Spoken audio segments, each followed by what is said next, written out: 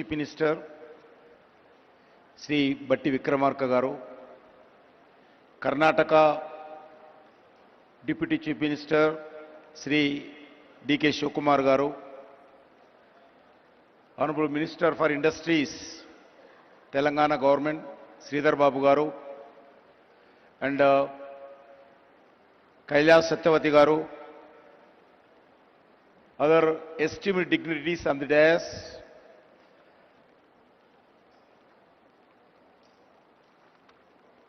all the other ministers of Telangana government, MPs, MLAs, MLCs, elected representatives, delegates from across the world, captains of the industry, innovators and entrepreneurs, academicians, experts, all the officers of different departments of Telangana, friends from the media, guests from the India and across the world.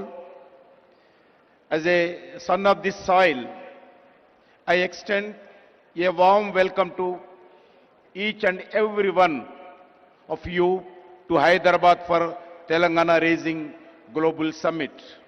We meet here in a state that was formed in 2014. In the same year, Sri Narendra Modi assumed office as a Prime Minister of India with a promise of transformation of development. Today, India has emerged a strong nation to become one of the most dynamic economies of the world. Friends, in 1998, former Prime Minister Sri Atal Bihari Vajpayee ji inaugurated high-tech city in Hyderabad for one of the Asia's most dynamic technology innovation.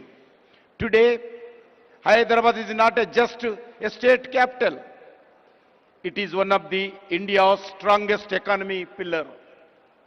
As an innovation corridor that today powers the global digital economy, as a IT hub, as a pharmaceutical capital, emerging as the vaccine capital and a pharmacy of the world. The defense research and manufacturing hub, as an aerospace technology center, key health hub, India, it is therefore our collectivity responsibility to protect and promote the brand image of Hyderabad and build its future. Friends, Honorable Prime Minister Sri Narendra Modi often talks about his goal of Vikasit Bharat by 2047, a developed India across all sphere of life.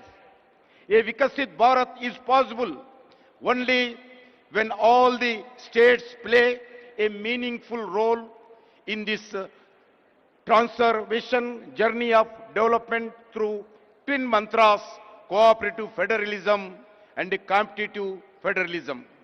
States must compete to attract industry, talent, startups and global capital. Such a healthy competition raises standards, accelerates reforms and ensure better outcomes for citizens. The results of the approach are visible across every major national indicator. India received $748 million in foreign direct investment, 143 increase last one decade.